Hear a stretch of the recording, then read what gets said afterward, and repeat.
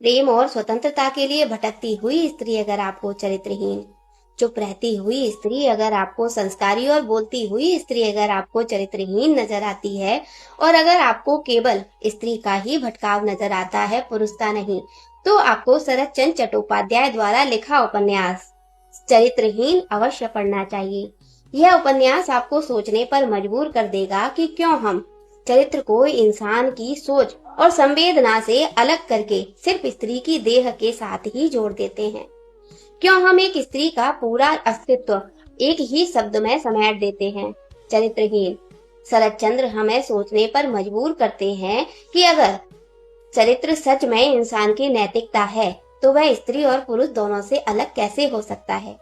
अगर प्रेम के लिए भटकती हुई स्त्री चरित्रहीन है, तो प्रेम के लिए भटकता हुआ पुरुष चरित्रवान कैसे हो सकता है। इस उपन्यास की नायिका किरणमयी प्रेम और अपनापन तो चाहती है, मगर समझौता नहीं।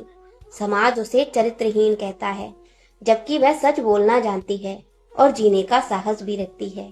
वह समाज द्वारा बनाए गए नियमों को चुपचाप नहीं सहन करती। और उपन्यास का नायक सतीश, शिक्षित और संवेदनशील युवक, जो किरणमयी को समझना तो चाहता है, लेकिन समाज की सोच से पूरी तरह बाहर नहीं निकल पाता। और सावित्री, त्यागमयी, आदर्श छवि, नियमों और मर्यादाओं से बंधी। सावित्री और किरणमयी का विरोधाभास उपन्यास का सबसे गहरी द्वंद्व है। एक समाज को स्वीकार्य है और दूसरी समाज को अस्वीकार्य। एक आदर्श की मूर्ति है तो दूसरी चरित्रहीन।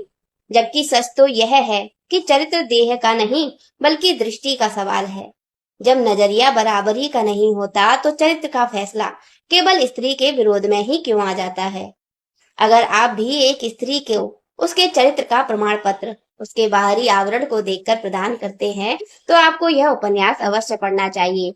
अगर आपने यह उपन्यास पढ़ा हुआ है, तो मुझे कमेंट बॉक्स में अपनी प्रतिक्रिया जरूर दीजिएगा। और अगर आपने यह उपन्यास अभी तक नहीं पढ़ा है, तो आपको एक बार यह उपन्यास जरूर पढ़ लेना चाहिए।